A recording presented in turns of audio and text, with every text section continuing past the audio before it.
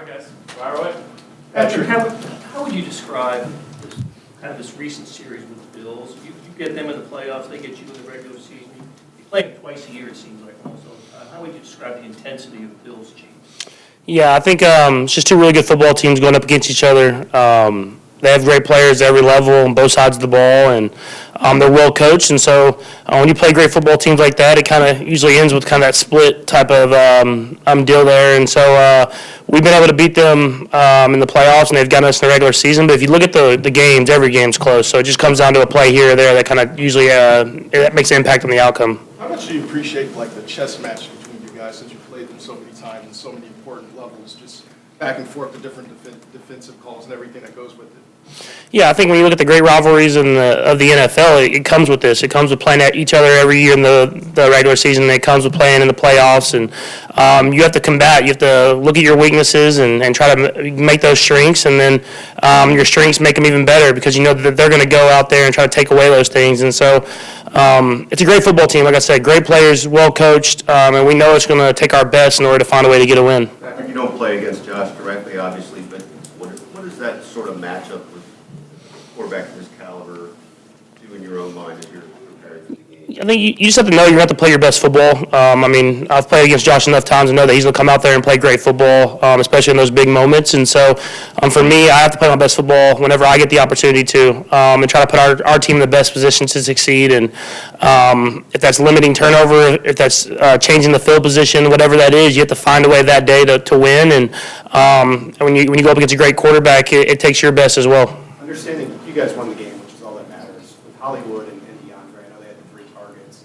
What did you see in film that maybe led to more of a Travis-centric, Xavier-centric type of effort? Yeah, I think I said after the game a little bit. I think just there was attention paid to them, and they made sure to put a show over the top of those guys, and that allowed the middle of the field to be open for Travis. And so that's kind of how you have to do in this league is whenever certain matchups are working for you, you go to those, and then you still want to have that option though. And I think we'll try to be better this week of giving them more and more opportunities downfield. But I think even in the one where we didn't complete it, the one down the field, it kind of scared them out of the next play Travis hits one over the middle and makes a big play happen. So that's trying to the versatility offense and just finding that day and what's working best. You've talked in the past, it seems like every year at the end of camp you say, hey, I'm glad I don't have to go against Spagnuolo's defense. Mm-hmm. What leads you to say that? What is it about his defenses that are so difficult? Yeah, you see it when we play. It's just everything looks so similar, but then he has so many different variety of coverages and blitzes and different things that he can do. And so you can never get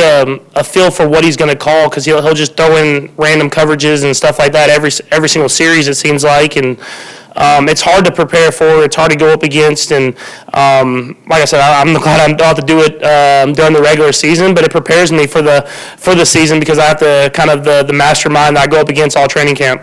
Patrick, with so many of these games being close, what do you think is the X factor of being able to host the AFC Championship at home, whether it's routine, crowd noise, what that?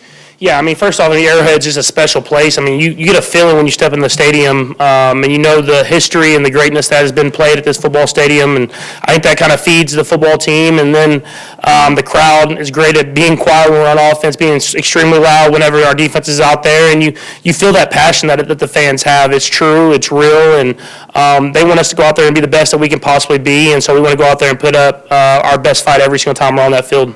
Patrick, your last interception was against the Bills. You had 2 in that game, and now you've got a streak 8 without an interception. Was there anything coming out of that game that just gave you, was it a learning point for you and kind of an inflection point? And what's kind of been the key to this streak? I just kind of continue to play football. If you look at the beginning of the year, I had some interceptions, and so I try to clean those up as best I can, but I'm going to still take chances. I'm going to give guys chances to make plays, and guys have been making plays. And so in that game, the early interception I felt like hurt the team just with the momentum of the game, especially being at their home stadium. But the guy was open. I just got to set my feet and make the throw. And then the last one is I'm going to go down fighting at the end of every game, and I was trying to make a throw on a 4th down play, and guy made a great play. And so I just go out there and play. I don't worry about that stuff. I try to just put our team in the best position to succeed, and if that's taking a chance and giving a guy a chance to make a play, I'll do that. And if that's taking care of the football and letting our defense go out there and get a stop to put us in better position, I'll do that. We talked about Xavier a lot this year, and at this point, it seems like he almost has like that Travis level of trust. What do you think has been the key as the year has gone on to just developing that with him? Yeah, I think just repetition and then seeing how he works every single day. He's a guy that works extremely hard, practices extremely hard, and the more and more chances and opportunities I've given him, he's kind of taken them and ran with them. And just like the one on the sideline early in the game, just putting the ball up there, one-on-one matchup, letting him make a play. And so I'm excited for how he's progressed throughout the season, and hopefully we can progress for a few more games, and then that'll be a taking off point going into next year. Patrick, can you go through the differences you take into account when it comes to scrambling during the regular season versus the heightens and the importance of finding the right time to do it in the postseason? Yeah, I think just you just know that in the regular season, I don't want to say you're like trying not to get injured, but you're trying to protect yourself knowing that it's a long season. Whereas when you're in the playoffs, you might take a few more chances here and there to try to get those first downs, get those big runs and big moments. And so you want to protect yourself as well, but at the same time, you might try to run for a few extra yards to get that first down, knowing that it's such a big possession. Every possession is a huge possession in the playoffs. And so I have some athletic ability, and so I like to run sometimes in the playoffs, but I'll try to protect myself as well. Patrick, there's been a lot of conversation nationally and around social media and stuff about the whistles, right? Saying the calls, Houston was complaining after the game, they were battling the refs too and all that stuff. What's it feel like to you as you look back through the year as far as fair whistle, not a fair whistle? I mean, does it feel to you like you've gotten protection or anything like that from officials that it's not around the rest of quarterbacks in the league? I don't feel that way. I mean, I just try to play football at the end of the day.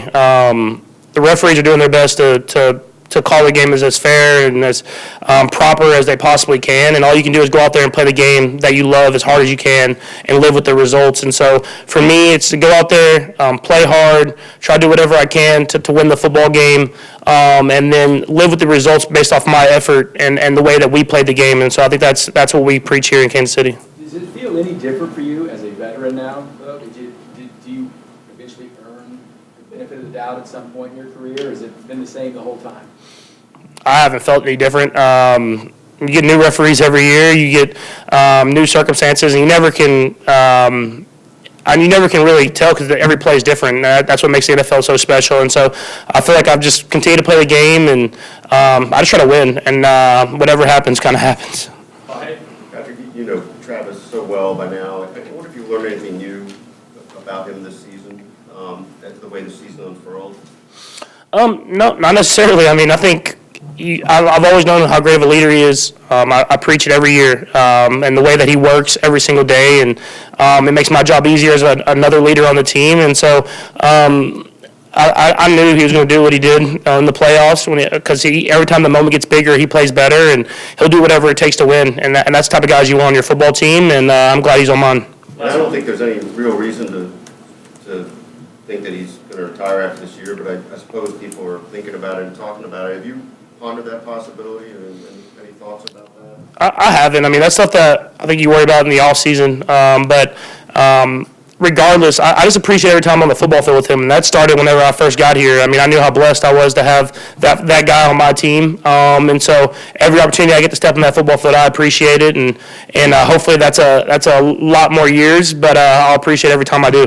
Last one, right here. Patrick, you faced Von Miller since you came to the league at age 35. What kind of issues does he still present? Yeah, he's still just an extreme playmaker. He's an effective pass rusher. He knows how to get to the football, and it seems like he knows how to make plays in the biggest moments. He's one of those guys, and so someone you have to account for on every single snap. And just like last week, he makes a big play. It seems like he makes a big play. I mean, that's why he was a Super Bowl MVP. And so they have a really good defense just in general, but he's definitely a leader on that team.